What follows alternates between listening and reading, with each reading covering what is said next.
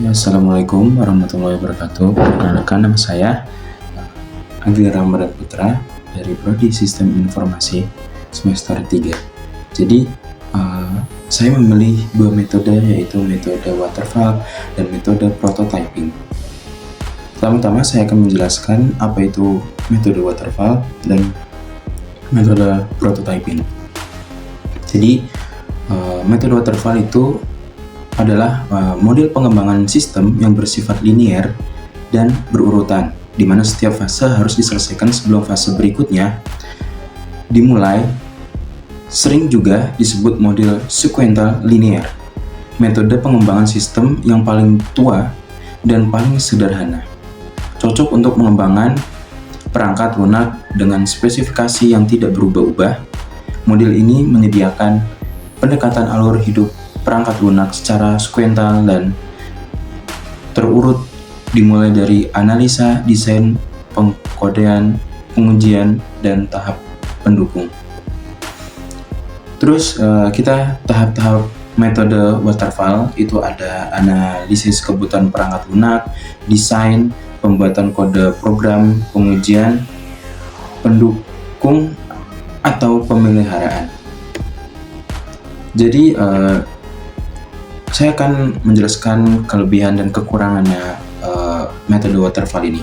Jadi kelebihannya adalah kualitas dari sistem yang dihasilkan akan baik dikarenakan oleh pelaksanaannya secara bertahap sehingga tidak terfokus pada tahapan tertentu. Terus dokumen pengembangan sistem sangat terorganisir karena setiap fase harus terselesaikan dengan lengkap sebelum melangkah ke fase berikutnya. Jadi setiap fase atau tahapan akan mempunyai dokumen tertentu. Terus kekurangan dari metode waterfall ini adalah kekurangan kurang fleksibel. Jika ada perubahan di tengah proses, sulit untuk kembali ke tahap sebelumnya sehingga tidak cocok untuk proyek yang dinamis. Kebutuhan tidak selalu jelas di awal. Jika kebutuhan tidak sepenuhnya dipahami pada awal proyek, ada risiko sistem yang dihasilkan tidak memenuhi kebutuhan pengguna. Umpan balik pengguna terbatas. Jadi pengguna hanya dapat memberikan umpan balik setelah sistem selesai dikembangkan sehingga sulit untuk mengoreksi kesalahan lebih awal. Ya, selanjutnya itu ada metode yang kedua, itu ada metode prototyping yang umumnya dipakai gitu. Jadi metode prototyping ini pendekatan pengembangan di mana sebuah prototipe atau versi awal dari sistem dibangun dengan cepat berdasarkan kebutuhan pengguna. Prototipe ini kemudian diuji dan dimodifikasi berdasarkan umpan balik dari pengguna hingga sistem final tercapai.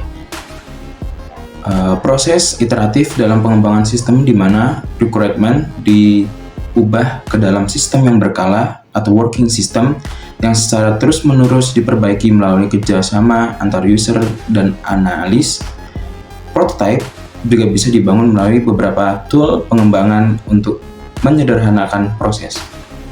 Jadi tahap-tahapan prototyping itu ada pengumpulan kebutuhan, membangun prototyping, menggunakan sistem, menggunakan pengkodean sistem, pengujian sistem, evaluasi sistem, dan evaluasi prototyping.